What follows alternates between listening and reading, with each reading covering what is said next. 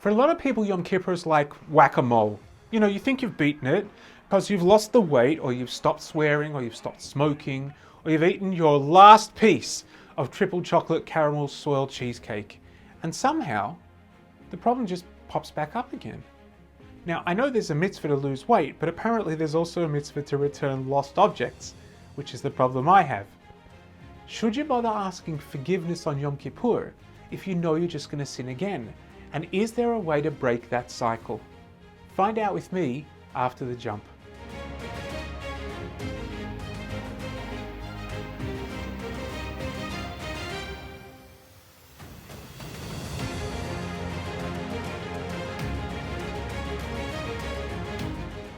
The first thing you need to drop in order to break the Yom Kippur cycle is your guilt. You feel like a sinner because you've done a sin, in Hebrew, a chet.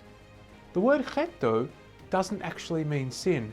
In Hebrew, if an archer misses his target, we'd say, hu chata. He hasn't sinned, he's missed his mark. He's made a mistake, he's made an error. You have too. You've made a mistake. No more, no less, so no guilt. As we've mentioned, in some ways our relationship with God's a lot like a relationship with other people. In a real relationship, it's the effort, not the outcome, that matters. Imagine a guy who's 15 minutes late to a date because he was gaming and he lost track of time. That's totally different to a guy who was running 5 minutes early, but who's now 30 minutes late because a car rear-ended him 500 meters from the restaurant, sending his mobile phone through the windscreen so he couldn't even call you. You go bonkers at the first guy and you feel sorry for the second guy, even though the first guy got there 15 minutes earlier than the second, because the second one actually made an effort to be on time.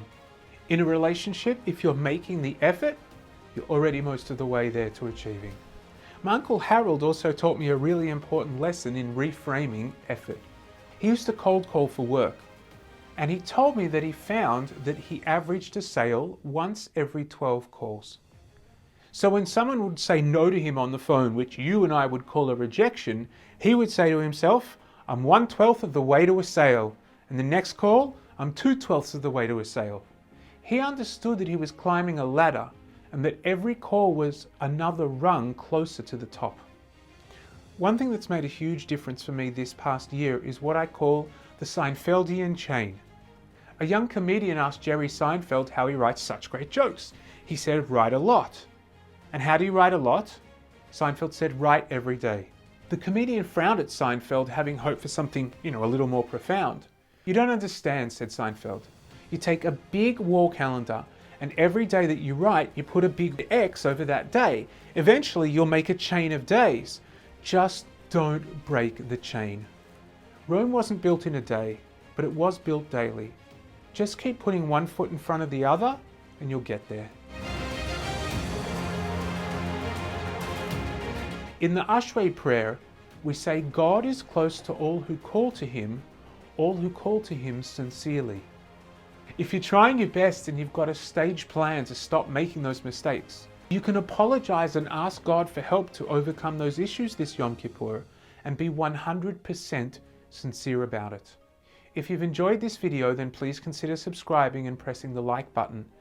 May you be sealed in the book of life for a year of health, energy, meaning, joy, and love. And if you're in Victoria, unrestricted outdoor activity too.